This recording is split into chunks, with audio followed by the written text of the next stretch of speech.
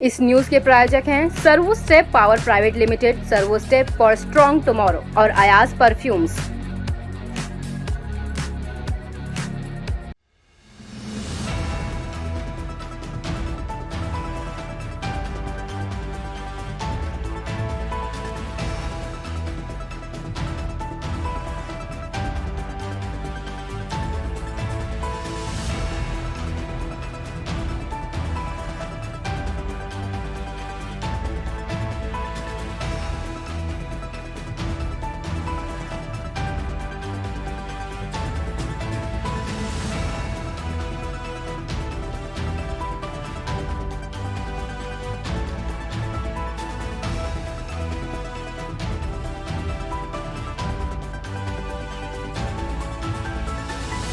और इसका सोर्स भी मैं आपको दे देता हूँ। ये Indian annual register 1924 volume 2 page 156 पे ये रेजोल्यूशन आपको मिल जाएगा। और जिन लोगों ने ये पूरी कॉन्फ्रेंस अटेंड करी थी उन सब के नाम भी इस किताब में दर्ज है। एक चीज और, जवाहरलाल जी ने अपनी ऑटोबायोग्राफी में इस यूनिटी कॉन्फ्रेंस का जिक्र किया, वो मैं आपको पढ़ के सुना। जवाहरलाल जी लिखते हैं, during the middle 20s many attempts were made to settle the communal problem by mutual talks and discussions. Unity conferences they were called. The most notable of these was the conference convened by Maulana Muhammad Ali, the Congress president for the year in 1924 and held in Delhi under the shadow of Gandhiji, was a complete submission of all others to their views. और जब तक ऐसे लोग मौजूद हैं तब तक ये इस रास्ते से सल्यूशन होना मुश्किल हो जाता है। Indeed, one was led to doubt whether some of the prominent communalists desired a solution at all.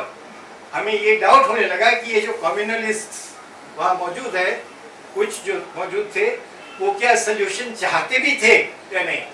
तो ये वजह बताते हैं कि जब कोई ऐसी इशू उठे जो जिसपे यूनानिमिटी ना हो, कुछ एक साइड दूसरी साइड में एक एक्सट्रीमिस्ट भी अगर आ जाए तो वो झगड़ा फैलाते रहेगा। और झगड़ा फैलाने का मकसद ये है कि वो चाहते नहीं कि ये सॉल्व हो।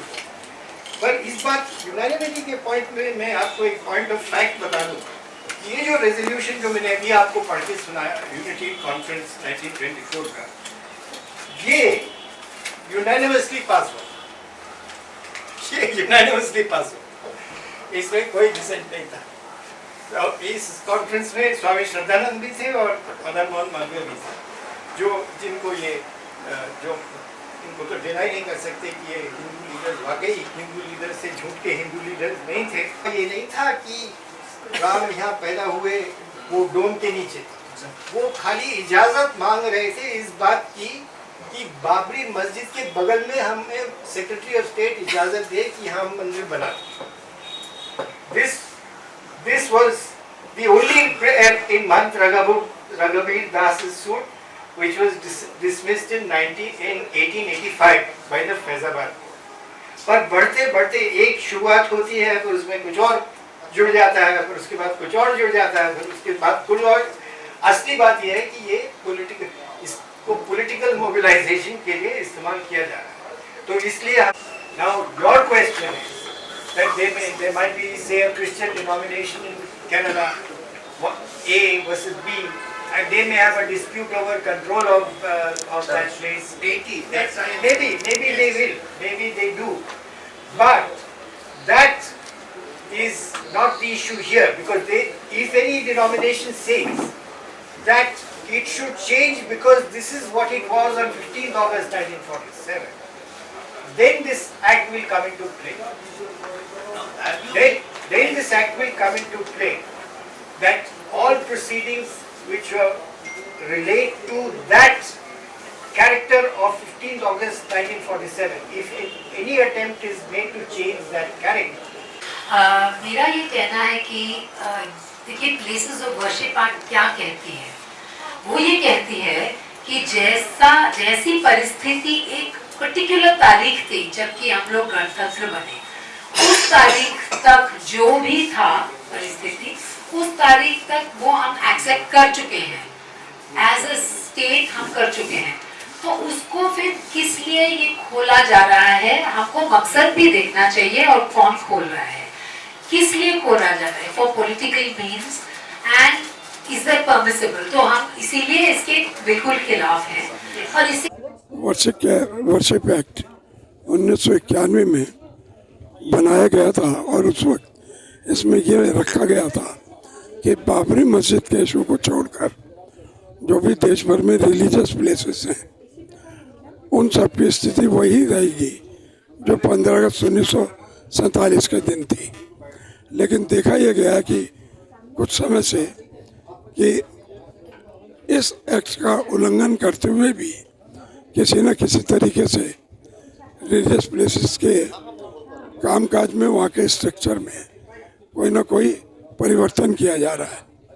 किसी न किसी बहाने से कोर्ट में भी उनको डाला जा रहा है, जबकि स्पष्ट है कि कोर्ट, सुप्रीम कोर्ट जब इस एक्ट के अंदर स्पष्ट है कि कुछ ऐसा नहीं हो सकता, तो ये बिल्कुल असंवैधानिक है।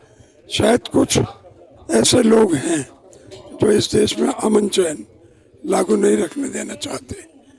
हम लोग उनका भरपूर विरोध करते हैं, उनकी निंदा करते हैं और हम इस कैंपेन को ज़्यादा से ज़्यादा आगे ले जाने की कोशिश करेंगे ताकि देश में अमन चैन और भाईचारा बना। या मैम, आज की जो प्रेस कॉन्फ्रेंस की गई थी जो प्लेस ऑफ वर्शिप एक्ट के थी, उस पर थोड़ा सा बताएं हमें उसके बारे में, और कॉन्फ्रेंस किस बारे में थी ये थोड़ा सा बताएं। आज का कॉन्फ्रेंस तो ये एक बहुत ही महत्वपूर्ण मुद्दे पे था, ये प्लेसेस ऑफ वर्शिप एक्ट के बारे में, 1991 जो है उसके बारे में। और उसमें हमारी ये जो पार्टी है उसकी मांग है कि ये इस एक्ट को ऑपरेशनलाइज किया जाए और उसका उल्लंघन ना किया जाए, तो उसके बारे में है। तो हम लोगों ने चर्चा इसके बारे में लॉयर्स होने के ज़रिए लॉयर्स होने के कारण हमने इसके बारे में डिस्कशन ये की है कि इस एक्ट का क्या महत्व है और इस एक्ट को संविधान के तहत किस तरह से वो संविधान के आड़ में आती है। अगर ये इस एक्ट का उल्लंघन होता है तो संविधान के बिल्कुल का उल्लंघन किया जाएगा, क्योंकि इस एक्ट के बल मतलब बहुत सारे, ये शांति और भाईचारा के लिए है ये कानून, ना कि लोगों के बीच में भेदभाव लाने के लिए।